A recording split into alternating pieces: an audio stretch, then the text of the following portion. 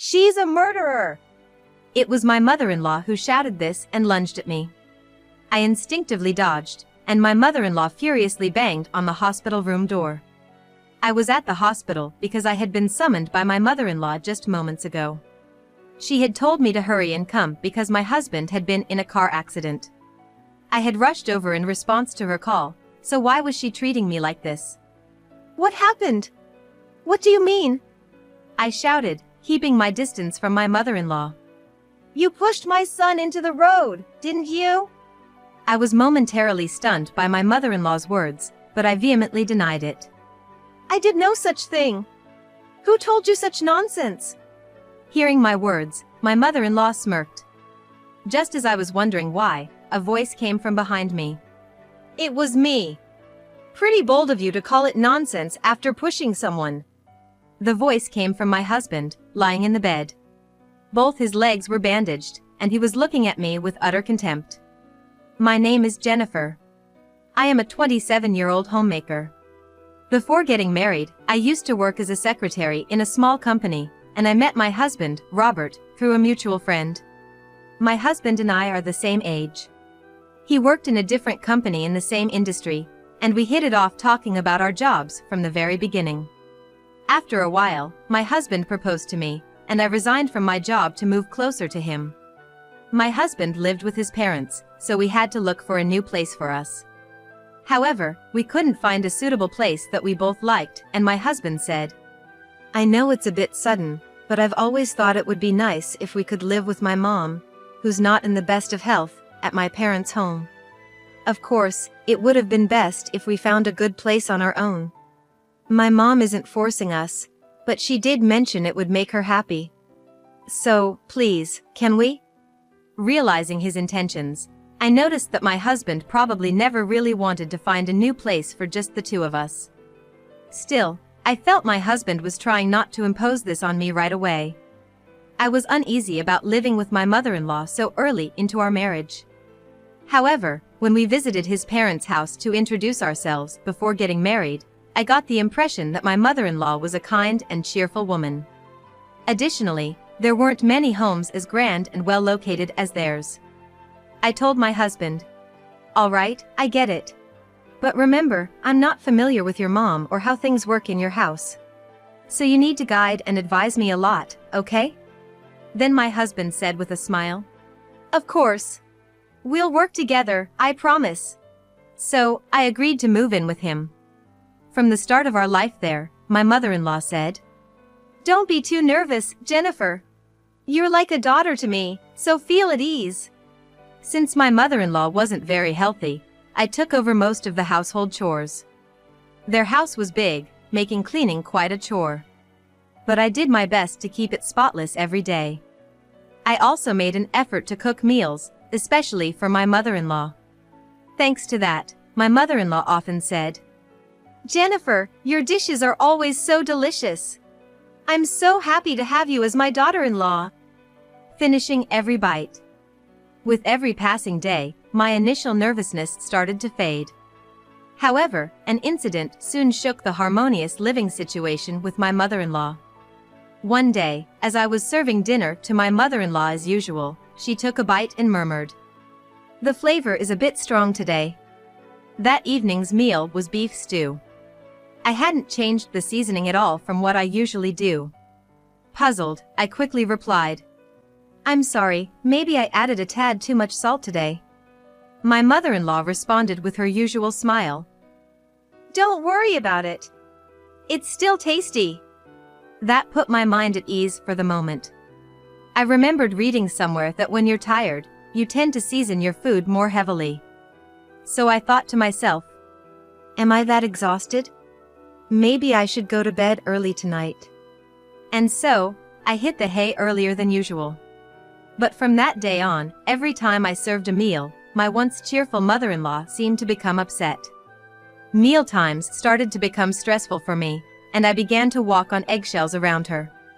A few days later, to add insult to injury, she snapped at me. "If you keep serving this salty food, I'm gonna get sick. Are you trying to shorten my life?" I had never been yelled at like this as an adult. I was dumbfounded. Stumbling over my words, I apologized. I thought it was the usual seasoning. I'm sorry. I'll try to make it less salty next time. Such incidents became almost a daily occurrence. At that time, I was the one being allowed to live here. So, if I didn't listen to my mother-in-law, I might have been kicked out of the house. It'd be a real mess if that happened without having another place lined up or any preparations made. So, I decided to look for another place to live while also saving up some moving expenses. Until then, thinking it would benefit me in the long run, I decided to improve my cooking skills. Every day, I would search online, buy books on low-sodium diets, and read them. Considering my mother-in-law's health, I cut back on the salt, added more variety to the dishes, and researched meals with balanced nutrition, actually cooking them. Yet, despite my best efforts, my mother-in-law's tone only got harsher. She even went as far as saying things like, Any woman who can't cook better than this is worthless. You're a failure as a daughter-in-law.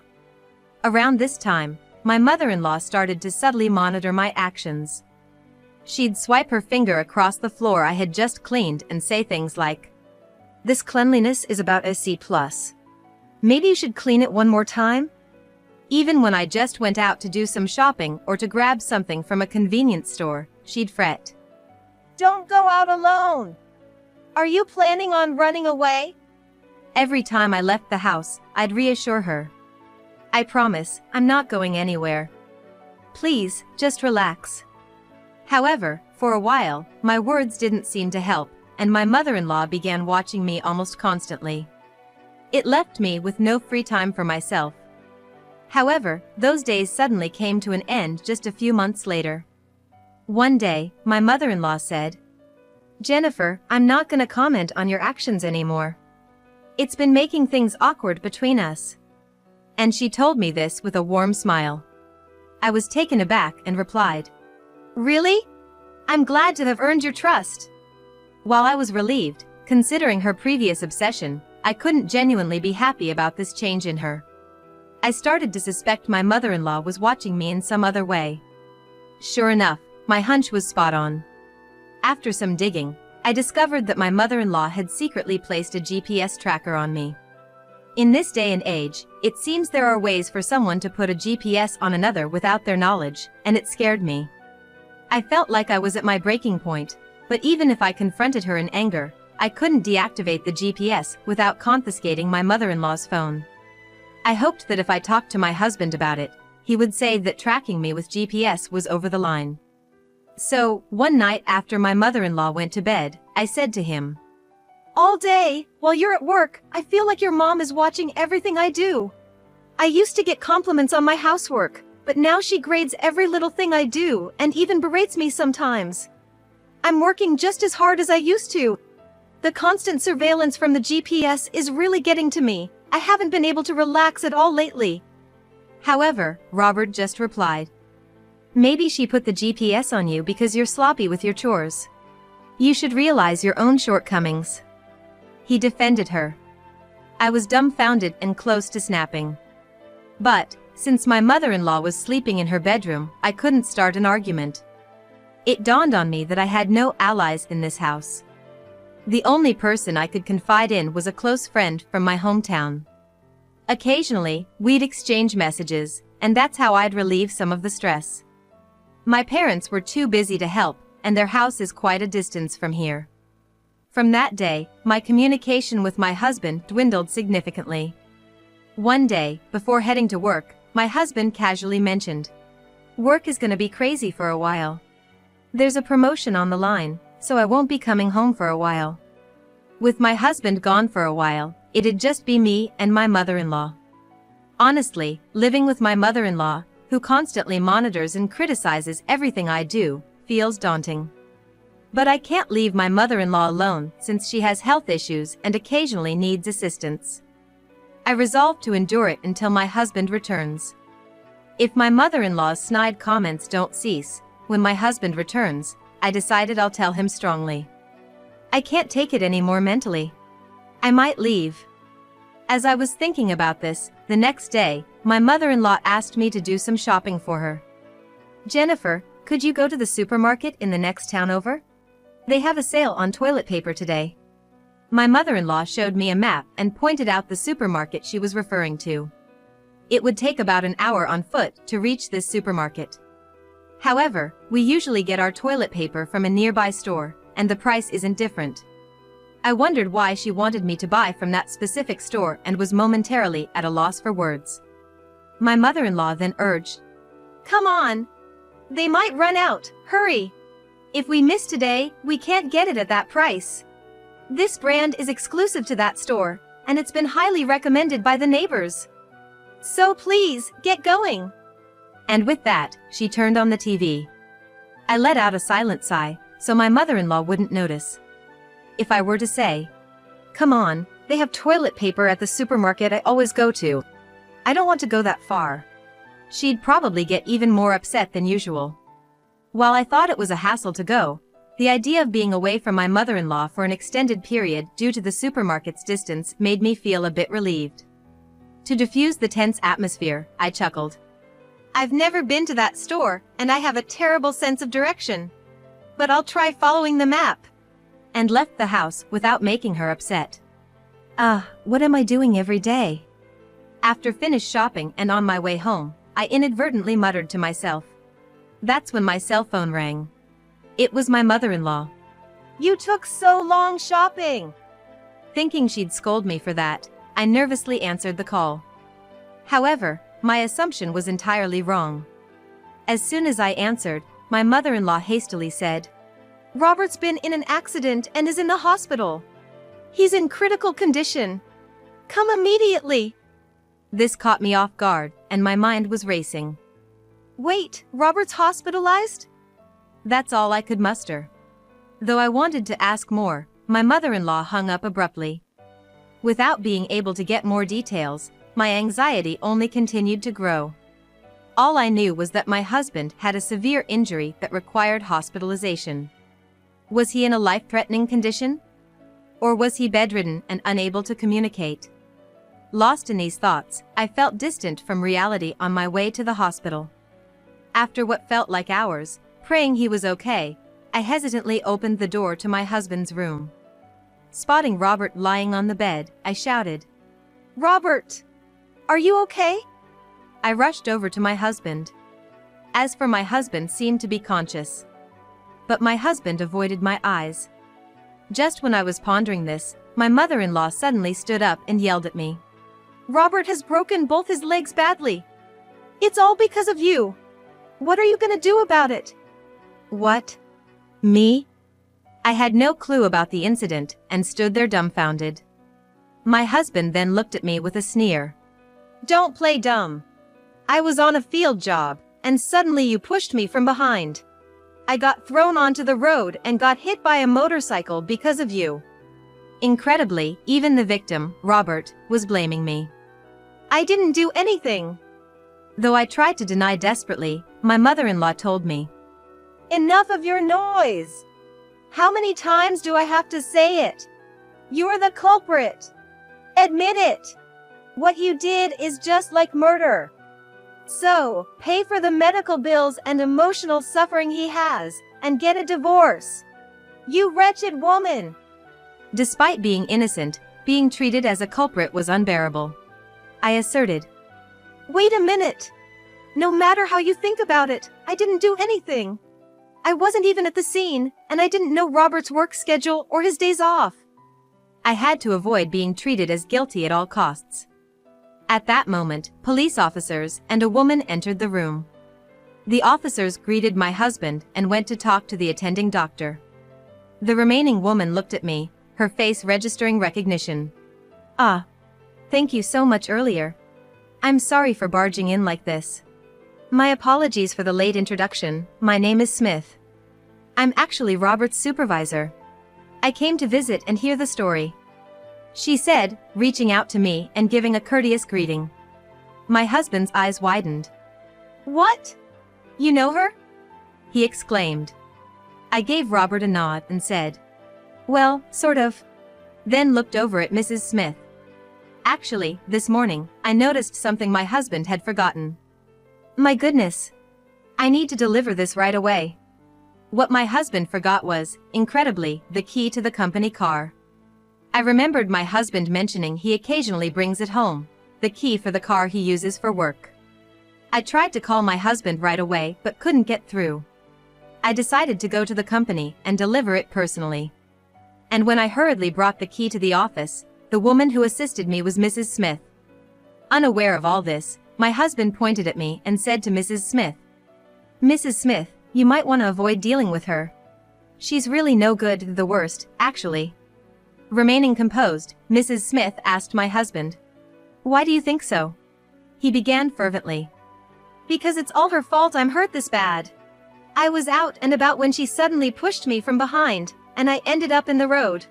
To top it all off, I got hit by a motorcycle." Mrs. Smith responded with sympathy. "That sounds awful." But my husband continued, seeking more pity. "Exactly. I was just about to have lunch, looking up a nice place to eat around noon, and then this happened. It's the worst." Mrs. Smith's expression suddenly turned stern. She glared at my husband and said, "That's odd. Your wife was at our office around that time, delivering the company car key you forgot. Your story doesn't add up." Continuing with a fierce look, Mrs. Smith told my husband, "And this key, isn't it a duplicate? All of the company car keys are accounted for. There's no record of this car having two keys. Why was this key at your home?" My husband's face turned a shade of blue. He stammered, Maybe I got mixed up because of the accident? I don't remember anything about the key. Could you ask someone from HR instead?" Mrs. Smith firmly retorted. "We won't let you play dumb. Key duplication is a serious matter for the company. We wouldn't come to you without investigating first. We already talked to Ms. Anderson from HR." Upon hearing this, my husband, with a look of realization, blurted out, "Please stop this, especially in front of my wife. I admit I duplicated the key." Feeling uneasy, I said to Mrs. Smith, "Could you explain in detail? I'd really appreciate it." Mrs. Smith replied, "Of course. This might be hard for you to hear, Jennifer. But I believe it's worse to keep things hidden. Our investigation has found that your husband was using the company car to meet with Ms. Anderson." Realizing the gravity of the situation, I turned to my husband and shouted, "What? You've been having an affair?" He kept making excuses. Maybe someone impersonated me and used the car? Maybe they set me up by putting the key in my bag? Proud of his ingenious idea, my husband looked smug. But Mrs. Smith sighed deeply. "We checked the dashcam footage. It was definitely you and Ms. Anderson in the car, getting cozy. Would you like your wife to see it too?" Confronted with this evidence, my husband clenched his teeth, took a deep breath, and finally admitted to the affair. Mrs. Smith said to my husband, "We'll inform you about your disciplinary actions later. But don't even think about getting a promotion. In fact, brace yourself for a demotion." Panicking, my husband begged, "Please, Mrs. Smith. Not a demotion. Look at my leg. I have medical bills coming up." But Mrs. Smith didn't budge. "Using the company car for personal reasons, especially an affair, and your leg injury are two separate issues." At that moment, the police returned to the hospital room. They explained to Mrs. Smith and I, "Sorry for the wait. From our investigations, it's confirmed that Robert was indeed pushed onto the road and fractured his leg." Hearing this, my husband, who was sobbing just moments before, smirked and said confidently, "See? I told you. Jennifer pushed me. You better fess up, Jennifer. Lying will only get you in deeper trouble." The police looked puzzled. "Wait, I never said your wife pushed you. We've identified the suspect from the security camera footage." At that moment, my mother-in-law suddenly became noticeably restless. My mother-in-law said, "Oh, come on. We don't need to watch the security footage. My son himself said that it was Jennifer who pushed him. Isn't that the best proof?" she added, laughing overly loud and obviously fake. The police responded, with a straight face, "Ma'am, don't play dumb. We've confirmed through the footage that you were the one who pushed him." Your son didn't have time to look back after he was pushed and was immediately hit by a motorcycle. We will need to confirm this with your son himself." Upon hearing this, my mother-in-law, realizing she couldn't escape blame, brazenly admitted, "Fine, I pushed my son. So what?" I couldn't contain my anger any longer and exclaimed, "You made your own son have an accident and then tried to blame me? That's really despicable. How could you do such a thing?" My mother-in-law, unfazed, said to me, "I just didn't want to get caught, you see? I made you go out far so I could pin the blame on you. Made sure there was no inconsistency like you being home when the accident happened, right?" She spoke with an innocent look on her face. Both Mrs. Smith and I were speechless. Seeing my mother-in-law's attitude, my husband was visibly shocked, realizing the truth that his own mother had tried to kill him. Overwhelmed, he began to lose his temper, shouting, "Mom! What the heck? Aren't you gonna say it wasn't you? Why? Explain!" The police had to restrain him as he seemed like he might get violent. Even when restrained, he wouldn't stop talking. Robert shouted, "Jennifer! I'm sorry for cheating. You don't have to do chores or take care of my mother anymore. From now on, this damn old woman will do everything." My mother-in-law, although frightened, just shook her head. Seeing this, my husband got even angrier. "What? You old bat! I won't let you get away with saying you can't do it. Before Jennifer came, you used to give me an allowance and did all the housework, right? I can't work with this body now, so you better work, even if you have to crawl." I was stunned, but my mother-in-law said through tears, "This is Robert's true nature. I had been taking care of his daily needs while enduring his daily verbal abuse. I thought that when you came into his life, I'd finally be free from this life." Even though I couldn't really sympathize with my mother-in-law after hearing this, I did feel a bit sorry for her. I had no intention of helping my mother-in-law or continuing to live in that family home. Even watching her son being restrained by the police, my mother-in-law maintained a cold expression and shared, "I have a grudge against you, Robert. You are always been harsh with me, treating me like a slave before you got married. You wasted money on gambling and then yelled at me to work harder. Despite me doing all the house chores and cooking, you only ever complained, never helped out. I had hoped you might change after marriage, but seeing your attitude towards Jennifer, I knew you wouldn't. I was afraid of what you might do to me if I warned Jennifer about you. I thought maybe Jennifer would get fed up and leave, and then I'd have to bear the brunt of your wrath. My health has been deteriorating, so I started to fear your presence. Before I knew it, I had pushed you onto the road." My mother-in-law continued to pour out her grievances, hoping the police would sympathize with her, detailing how violent and domineering her son had been. My mother-in-law never stopped talking, so under police direction, Mr. Smith and I left the hospital. In the end, my mother-in-law was arrested for attempted murder. There were various circumstances, like the mother and son matter, and my husband treated my mother-in-law horribly. However, because my mother-in-law had a clear intent to kill my husband, she couldn't avoid arrest. Even when she was arrested, my mother-in-law showed no resistance. Instead, she exclaimed with tears of joy, "If it means getting away from Robert, I'm glad to go to prison. Finally, I'm free from this painful life." Living in that family home had its own set of challenges for me as well. Given that my husband had been unfaithful, I couldn't continue to live with him, and with my mother-in-law out of the picture, I had no reason to stay in that family home. So, I packed my things and quickly left the family home before my husband could be discharged from the hospital. While my husband was a victim and wasn't arrested. But he was demoted for making unauthorized copies of company car keys and having an affair with a junior employee.